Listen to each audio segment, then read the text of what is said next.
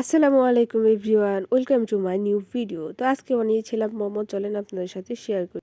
তো আমি এখানে মাংসের কিমা করে নিছি, তার মধ্যে লবণ, গোলমরিচ, আদা বাটা, পেঁয়াজ কুচি, কাঁচামরিচ কুচি, ভালো করে মেখে রেস্টে রেখে দিব।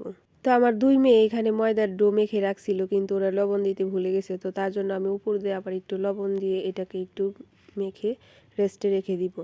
তো এখন আমরা চলে যাব মাংস ভাজতে, কারণ মাংস ভাজা ছাড়া রান্না করলে আমার কাছে ভালো লাগে না। আমি মাংসটা একটু হালকা ভেজে তারপরে রান্না করি, কিন্তু আমার মাংসটা একটু বেশি কড়া ভাজা হয়ে গেছে। এটা কোনোই ব্যাপার না, এটা হতেই পারে।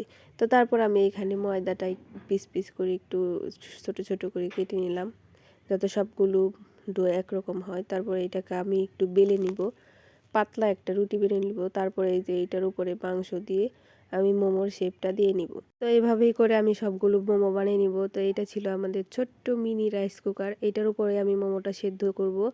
তো এই জন্য আমি মোমোটা উপরে দিয়ে দিলাম, পানিটা গরম করে নিছি, এখন ঢাকা দিয়ে দিলাম। তো এই তো আমাদের মোমো সিদ্ধটাও হয়ে গেছে। তো এভাবে করে আমি সবগুলো মোমো সিদ্ধ করে নিব। তো শীতের রাতে এরকম কার কার মোমো খেতে ভাল লাগে? আমার কিন্তু খুবই ভাল লাগে খেতে। তো সবগুলো মোমো বানানো শেষ। সবাই ভালো থাকবেন, সুস্থ থাকবেন। আল্লাহ হাফেজ।